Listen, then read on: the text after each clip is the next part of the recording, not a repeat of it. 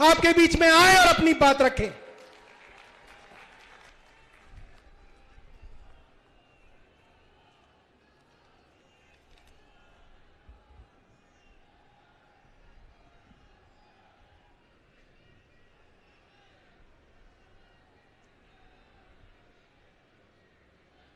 एक बार सब लोग मिलके पूरे दिल से भारत माता का जयकारा लगाएंगे।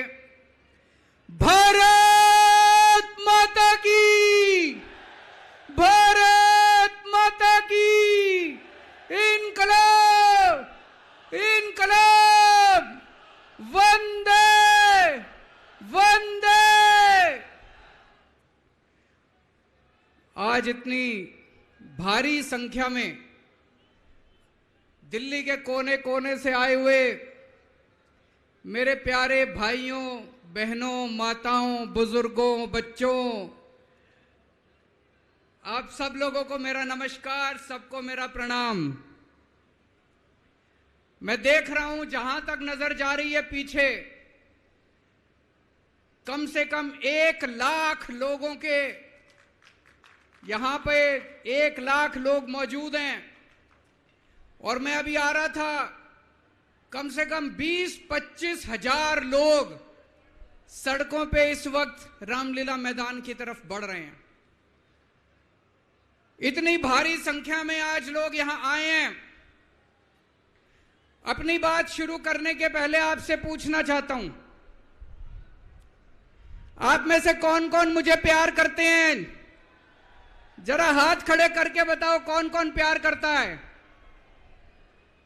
आपका बहुत बहुत शुक्रिया इस प्यार, इस मोहब्बत के लिए। लेकिन अब जो लोग मेरे से प्यार करते हैं, सबसे पहले एक बात आपसे मांगना चाहता हूं। जैसा अभी सौरभ भारद्वाज जी ने कहा, सब लोग अपने अपने मोबाइल फोन निकाल लो। अभी हम देख रहे हैं यहां पे कम से कम 40-50 वीडियो कैमरा, टीवी वालों के कैमरा मौजूद हैं। अब इस मैदान में 1 लाख कैमरे चालू हो जाएंगे, 1 लाख कैमरे। सब लोग अपना अपना फोन निकालो, फोन पे वीडियो रिकॉर्डिंग चालू करो, अपनी अपनी फेसबुक चालू करो और फेसबुक लाइव कर दो। इस रामलीला मैदान से अब एक साथ 1 लाख टीवी कैमरे लाइव चालू होंगे। 1 लाख टीवी कैमरे लाइव चालू होंगे। मैं सबसे पहले कपिल सिब्बल साहब का बहुत बहुत शुक्रिया अदा करता हूं, हमारे इनविटेशन पे आज वो आए। कई साल के बाद आज हम लोग रामलीला मैदान में इकट्ठे हुए हैं। आज से 12 साल पहले, 12 साल पहले इसी रामलीला मैदान में इकट्ठे हुए थे हम लोग भ्रष्टाचार के खिलाफ। इस मंच को मैं नमन करता हूं, यह बहुत पवित्र मंच है। आज से 12 साल पहले भ्रष्टाचार के खिलाफ इकट्ठे हुए थे। आज इसी मंच से एक अहंकारी तानाशाह को इस देश से हटाने के लिए फिर से इकट्ठे हुए हैं। दोस्तों, तानाशाही को खत्म करने के लिए फिर से इकट्ठे हुए हैं। और जैसे उस वक्त भ्रष्टाचार के खिलाफ आंदोलन हमारा सफल हुआ था, आज इसी मंच से जो आंदोलन शुरू हो रहा है, हमारे देश के अंदर जो तानाशाही लाई जा रही है उसे खत्म करने का जो आंदोलन शुरू हो रहा है, जनतंत्र को खत्म करने का जो आंदोलन शुरू हो रहा है, संविधान को बचाने का जो आंदोलन आज शुरू हो रहा है, बहुत जल्दी इस आंदोलन को भी सफलता मिलेगी। सुप्रीम कोर्ट ने दिल्ली के लोगों के हक में फैसला दिया। 8 साल तक दिल्ली के लोगों ने लड़ाई लड़ी सुप्रीम कोर्ट के अंदर। सुप्रीम कोर्ट में हमारे वकील अभिषेक मनु सिंघवी साहब ने दिल्ली के लोगों की तरफ से लड़ाई लड़ी। सबसे पहले मैं आज इस मंच से सिंघवी साहब का भी दिल्ली के लोगों की तरफ से शुक्रिया अदा करता हूं, जिन्होंने दिल्ली के लोगों को उनका हक दिलाया। दोस्तों 11 मई, आज 11 जून है, आज से 1 महीने पहले 11 मई को देश की सर्वोच्च अदालत, सबसे बड़ी अदालत सुप्रीम कोर्ट की भी कॉन्स्टिट्यूशन बेंच, उसने आदेश पारित किया दिल्ली के लोगों के हक में। और उसके 8 दिन के बाद, 1 हफ्ते के बाद 19 मई को देश के प्रधानमंत्री ने सुप्रीम कोर्ट के आदेश को खारिज कर दिया। दोस्तों, देश की सबसे बड़ी अदालत के फैसले को प्रधानमंत्री ने खारिज कर दिया। प्रधानमंत्री कहते हैं मैं सुप्रीम कोर्ट को नहीं मानता। देश के प्रधानमंत्री कहते हैं मैं सुप्रीम कोर्ट को नहीं मानता। 75 साल के भारत के इतिहास में पहली बार एक प्रधानमंत्री आया है जो कहता है मैं सुप्रीम कोर्ट को नहीं मानता। पूरे देश के लोग स्तब्ध हैं। पूरे देश के लोगों को यकीन नहीं हो रहा, इतना अहंकारी प्रधानमंत्री को इतना अहंकार। प्रधानमंत्री कहता है मैं सुप्रीम कोर्ट को नहीं मानता। देश के गली गली में चर्चा हो रही है, घर घर में चर्चा हो रही है, ये मोदी जी को क्या हो गया, इतना अहंकार हो गया इनको, इतना अहंकार हो गया इनको। दोस्तों, देश के अंदर अब जनतंत्र खत्म हो रहा है, इसी को तानाशाही कहते हैं। जब देश का प्रधानमंत्री कहता है मैं सुप्रीम कोर्ट को नहीं मानता, इसी को तानाशाही कहते हैं, इसी को हिटलर शाही कहते हैं, जनतंत्र खत्म होना कहते हैं। मैं बताना चाहता हूं आखिर इस सुप्रीम कोर्ट के आदेश में ऐसा क्या है। सुप्रीम कोर्ट ने ऐसा क्या कह दिया कि प्रधानमंत्री जी कह रहे हैं कि मैं सुप्रीम कोर्ट के आदेश को नहीं मानता। सुप्रीम कोर्ट ने अपने आदेश में बोला कि भारत एक जनतंत्र है, भारत में जनता सुप्रीम है, जनता अपनी सरकार चुनती है, उस सरकार को जनता के काम करने का पूरा अधिकार होना चाहिए।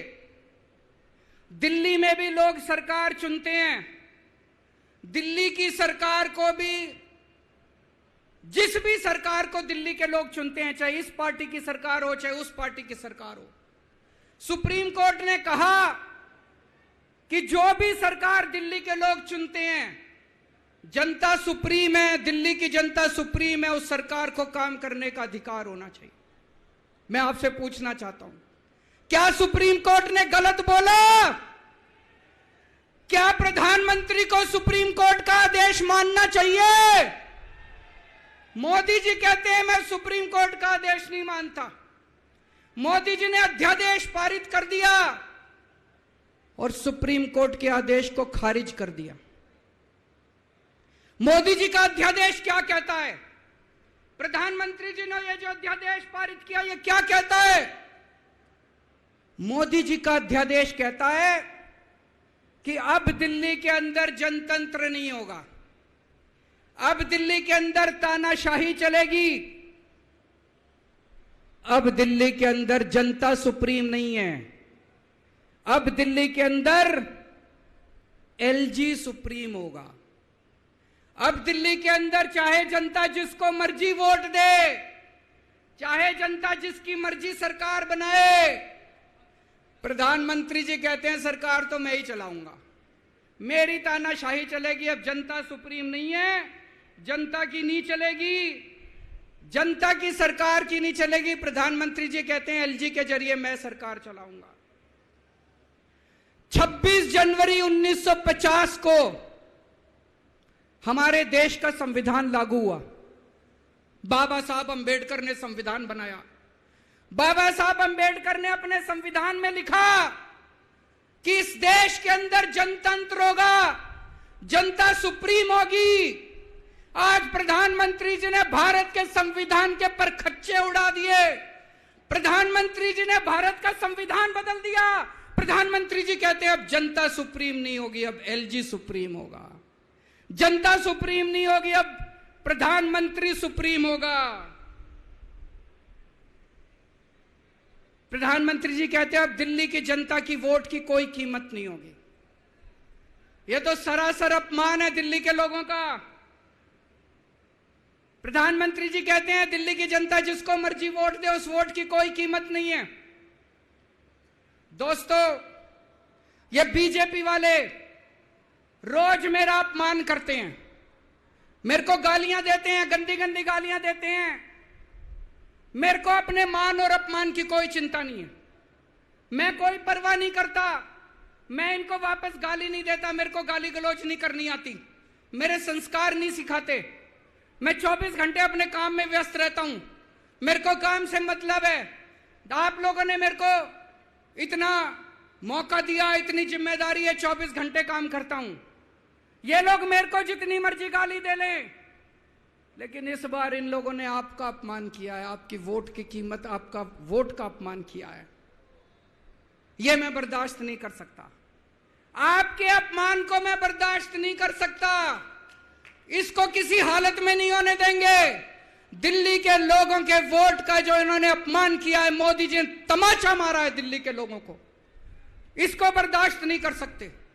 इसको ठीक करा के रहेंगे, इस अध्यादेश को खारिज करा के रहेंगे, सुप्रीम कोर्ट के आदेश को पालन करा के रहेंगे। करेंगे कि नहीं करेंगे?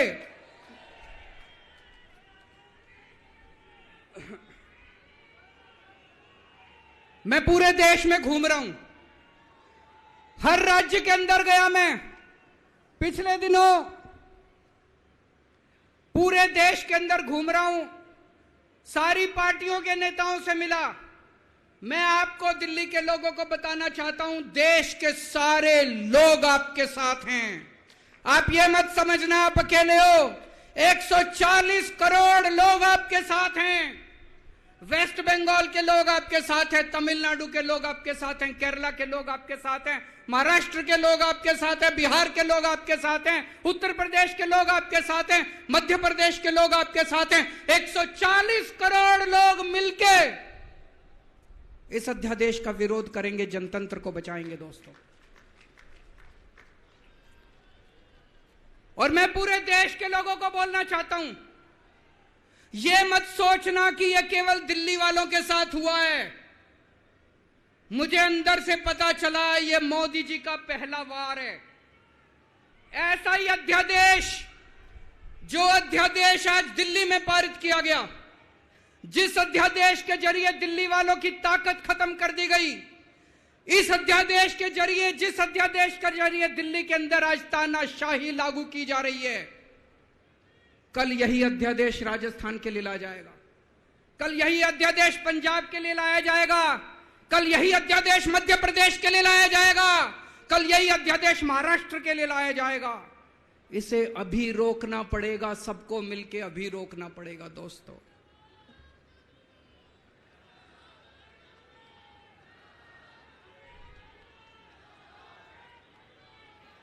मोदी जी दिल्ली वालों के पीछे क्यों पड़े हैं?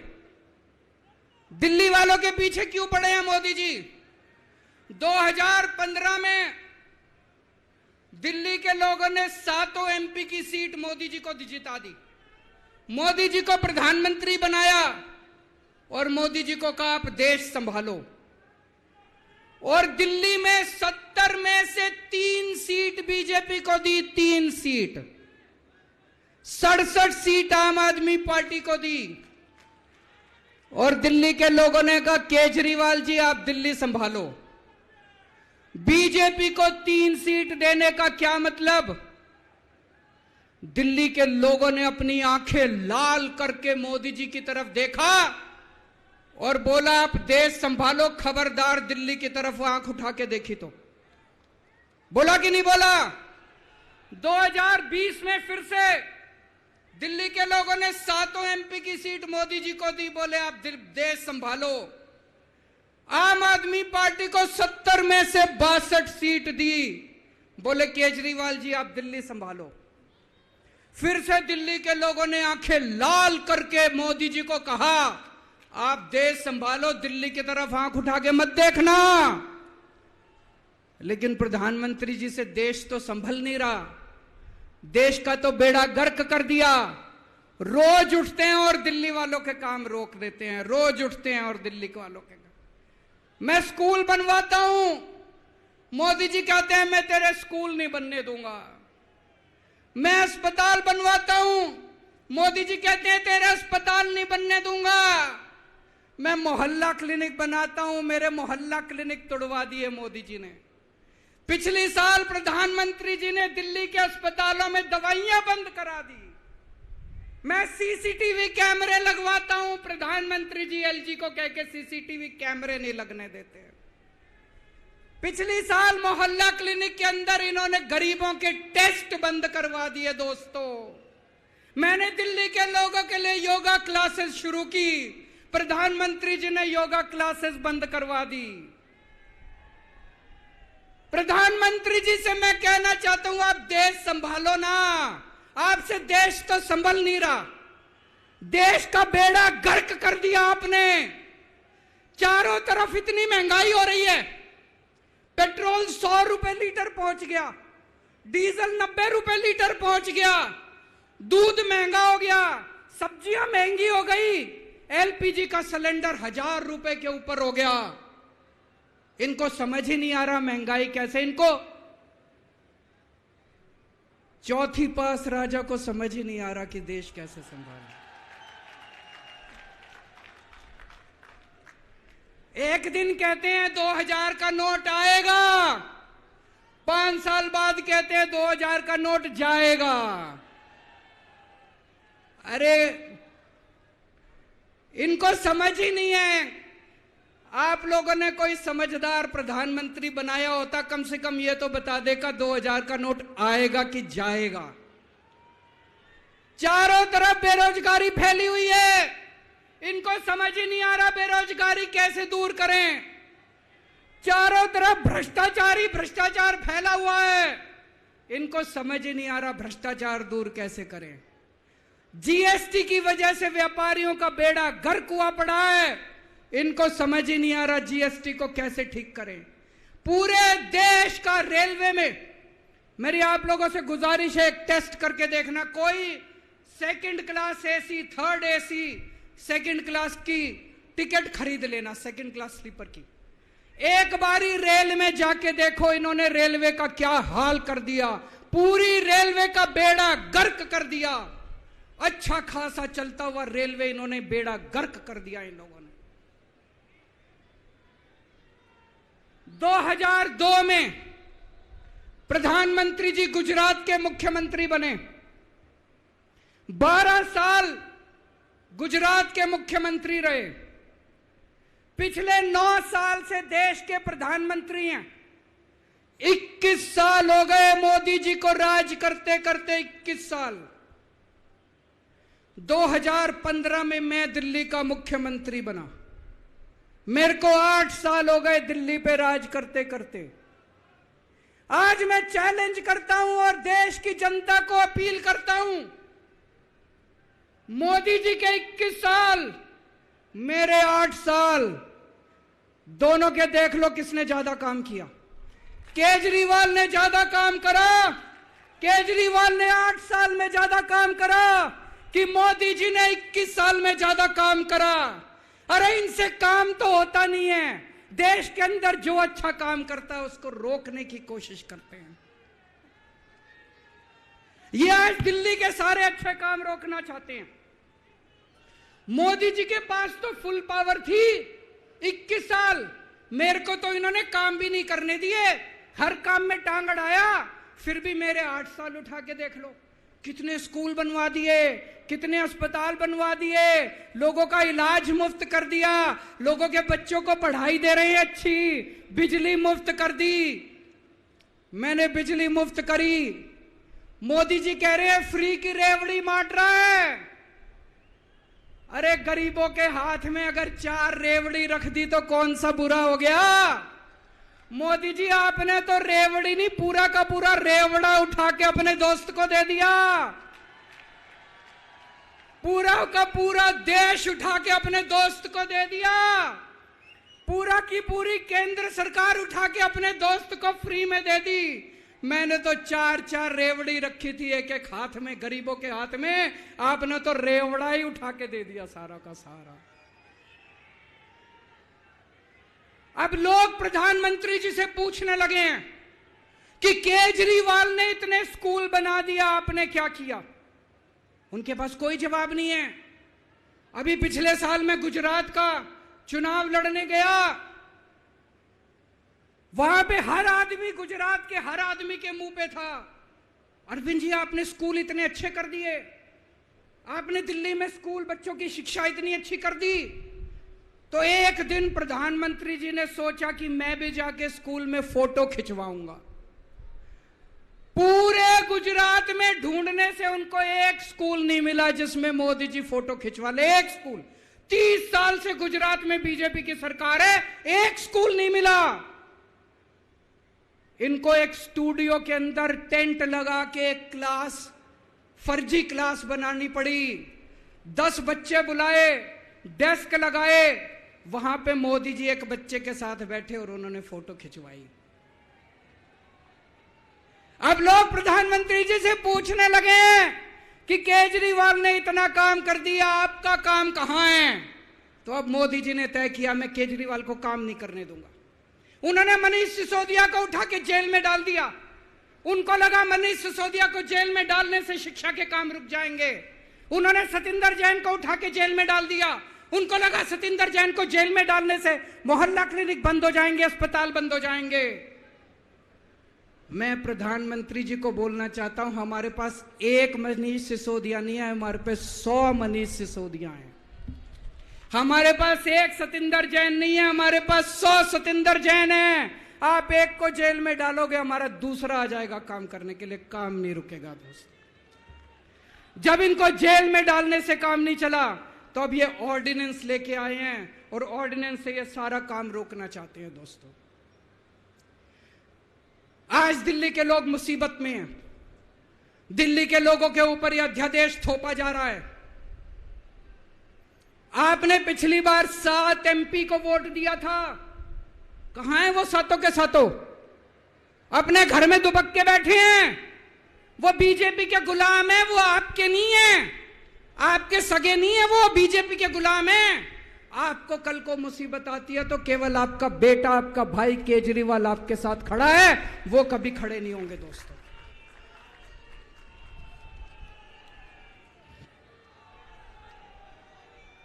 और अंत में मैं आपको एक कहानी सुनाना चाहता हूं। चौथी पास राजा, किस किस ने सुनी है ये कहानी? इस कहानी का महात्म्य है कि इस कहानी को जितनी बार सुनोगे, जितनी बार सुनाओगे, उतनी भगवान की कृपा आपके परिवार के ऊपर बरसेगी। इस कहानी का जितना प्रचार प्रसार करोगे, उतना देश की तरक्की होगी, उतना समाज की तरक्की होगी। तो जिन लोगों ने कहानी सुनी है वो भी बड़े ध्यान से दोबारा सुनना, अच्छे से सुनना और इसका खूब प्रचार प्रसार करना। यह कहानी एक राजा की है, एक चौथी पास राजा की कहानी है, एक अहंकारी राजा की कहानी है, एक भ्रष्टाचारी राजा की कहानी है। आप लोगों ने राजा और रानी की कई कहानियां सुनी होंगी। इस कहानी में राजा तो है, रानी नहीं है।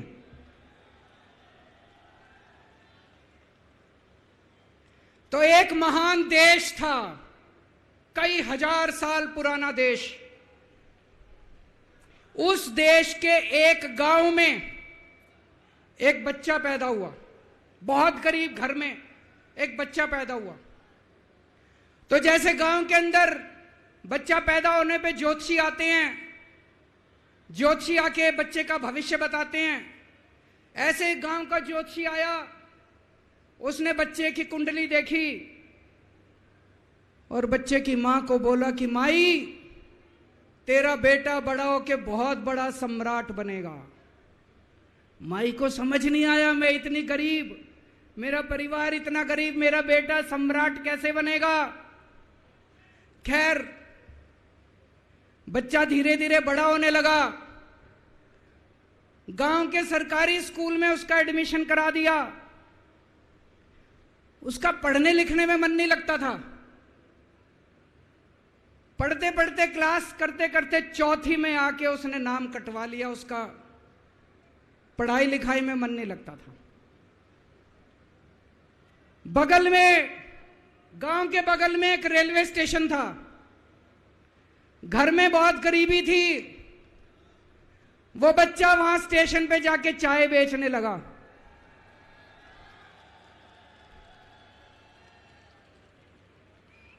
चाय बेच के अपना गुजारा करता था। वो भाषण बहुत अच्छा देता था, बचपन से ही बड़ा अच्छा भाषण देता था। गांव के लड़कों को इकट्ठा कर लेता और भाषण देना चालू करता। धीरे धीरे आसपास के गांव में फैल गया कि यह बच्चा भाषण बड़े अच्छे देता है। आसपास के लड़के भी इकट्ठे हो गए और जो मर्जी टॉपिक हो भाषण देना चालू कर देता था और रुकता ही नहीं था। घंटों घंटों तक भाषण देता रहता था। बच्चा बड़ा हुआ।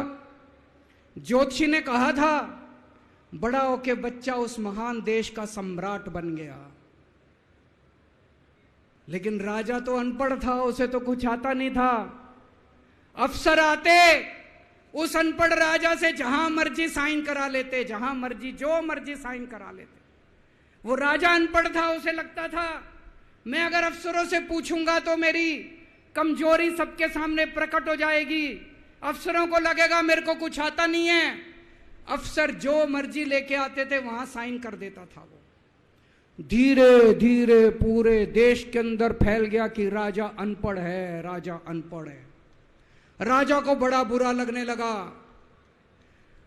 तो राजा ने कहीं से एक फर्जी डिग्री का जुगाड़ कर लिया। एक फर्जी डिग्री का जुगाड़ कर लिया, एमए की डिग्री का। और राजा बोला मैं एमए हूं।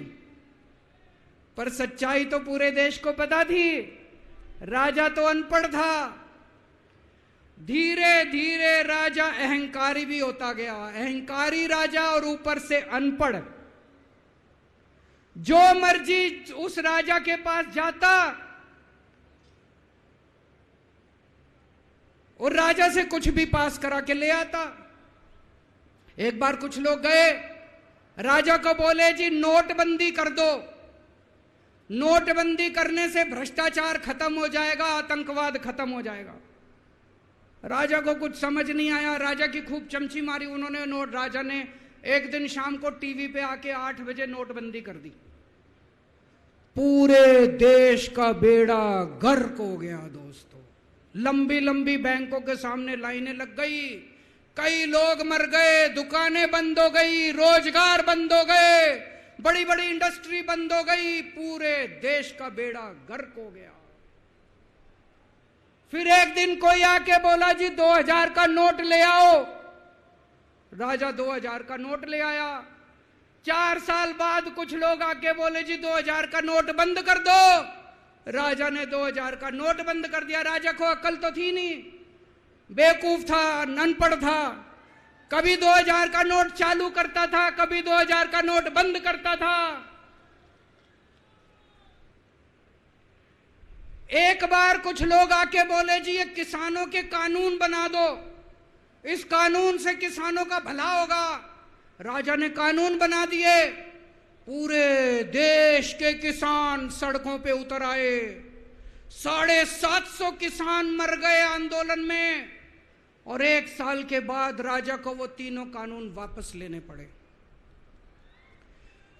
एक बार उस देश के अंदर बहुत बड़ी महामारी फैल गई। चारों तरफ महामारी फैल गई, लोग मरने लगे। किसने आके बोला जी थाली बजवाओ तो देश ठीक हो जाएगा। तो राजा ने पूरे देश में थाली और चम्मच बजवा दिए। महामारी तो नहीं बची, महामारी तो फैली रही।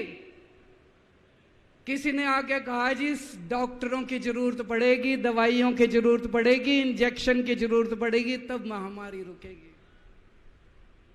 राजा अपने दोस्तों का बड़ा ख्याल रखता था। उसके दोस्त थे। एक दोस्त ने 10,000 करोड़ रुपए चोरी कर लिए, राजा ने उसको देश से भगा दिया। दूसरे दोस्त ने 20,000 करोड़ चोरी कर लिए, राजा ने उसको भी देश से भगा दिया। पर एक दोस्त ऐसा था जिससे राजा की ज्यादा ही दोस्ती थी। कौन था? उसको उन्होंने सारे एयरपोर्ट बेच दिए, सारे जहाज बेच दिए, सारे सी पोर्ट बेच दिए, उन्होंने आसमान बेच दिया, जमीन बेच दी राजा ने, खदानें बेच दी। उस दोस्त पे राजा मेहरबान था।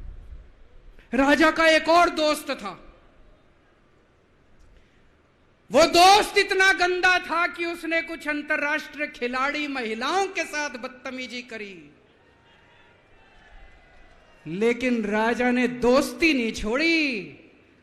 मजाल जो उस दोस्त के ऊपर कोई आंच आ जाए, राजा उस दोस्त के साथ खड़ा रहा, लेकिन उसने खिलाड़ियों का सुना। राजा का एक और दोस्त था। उस दोस्त ने किसानों के ऊपर गाड़ी चढ़ा दी, रौंद दिया, कुचल दिया किसानों को। राजा ने अपनी दोस्ती नहीं छोड़ी। इस बात पे तो दाद देनी पड़ेगी कि राजा दोस्तबाज था, एक नंबर का दोस्तबाज था। चारों तरफ अत्याचार हो गया, चारों तरफ देश के अंदर इनके अपने लोग जो थे वो बलात्कार करने लगे, गलत काम करने लगे, हाहाकार मच गया। जो राजा के खिलाफ बोलता, राजा उसको पकड़ के जेल में डाल देता।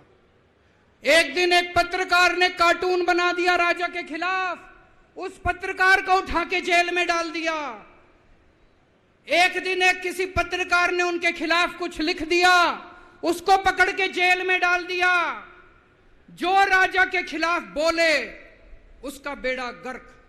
कोई जज अगर उस राजा के खिलाफ ऑर्डर करता था, राजा उसको बख्शता नहीं था। चारों तरफ अत्याचार, महंगाई, बेरोजगारी।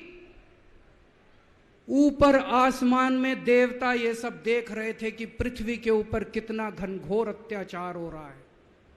सारे देवता इकट्ठे हुए, देवताओं ने मीटिंग करी। सारे देवता मिलकर शिवजी महाराज जी के पास गए और कहा, महाराज कुछ करो, पृथ्वी के ऊपर अन्याय हो गया, अत्याचार हो गया, चारों तरफ बलात्कार, चारों तरफ हाहाकार मचा हुआ है, जनता परेशान हो रही है। पृथ्वी जी, शिवजी महाराज जी ने अपनी तीसरी आंख खोली और दोस्तों यहां प्रचंड पृथ्वी के ऊपर अजीब अजीब घटनाएं घटने लगी। उज्जैन के अंदर महाकाल की 6 सप्तऋषियों की बड़ी बड़ी 10 फुटा भारी भारी मूर्तियां थी। एक दिन बारिश और तूफान आया और 6 की 6 मूर्तियां टूट गई। लोगों ने कहा बड़ा अपशकुन हो रहा है, बड़ा अपशकुन हो रहा है। एक दिन एक ट्रेन एक्सीडेंट हो गया, 250 से ज्यादा लोगों की मौत हो गई। लोगों ने कहा बड़ा अपशकुन हो रहा है। और एक दिन घनघोर बारिश आई, तूफान आया, ऊपर से आकाशवाणी हुई। सारे देश की जनता को भगवान ने कहा कि आप महान देश के लोग हो, क्या कर रहे हो? उठो, खड़े हो जाओ और इस अहंकारी राजा के खिलाफ सब लोग मिलकर आवाज उठाओ। भगवान आपके साथ है। और उसके बाद दोस्तों सोई हुई जनता जाग गई और 1 साल के अंदर उस अहंकारी राजा का राजपाट जनता ने उखाड़ के फेंक दिया। और उसके बाद वो महान देश दिन दूनी रात चौगुनी प्रगति करने लगा। ये कहानी बड़ी पवित्र कहानी है। इस कहानी को सुनने से और सुनाने से परिवार का, समाज का और देश का बहुत भला होता है। इसे ज्यादा से ज्यादा शेयर कीजिए, ज्यादा से ज्यादा लोगों तक पहुंचाइए ताकि ज्यादा से ज्यादा लोग इसे सुन सकें, इसे समझ सकें। अंत में आपसे एक ही विनती है, अगली बार वोट डालने जाओ तो ऐसे आदमी को वोट डालना, ऐसे आदमी को प्रधानमंत्री बनाना जो कम से कम इतनी तो समझ रखता हो कि 2000 का नोट कैंसिल करना है कि चालू करना है। कपिल सिब्बल साहब एक बहुत अच्छी लड़ाई लड़ रहे हैं। इनकी एक वेबसाइट है इंसाफ के सिपाही। आप लोग सब लोग ज्यादा से ज्यादा इस वेबसाइट पे जाके इसको लॉगिन करें, रजिस्टर करें और हम सब लोगों को मिलके अपने महान देश भारत देश के लिए काम करना है। भारत माता की। सभी साथी राष्ट्रगान के लिए अपनी अपनी जगह खड़े हो जाएंगे। सभी साथी जो जहां पे भी हैं चल रहे हैं तो वो अपनी जगह रुक जाएं। राष्ट्रगान के लिए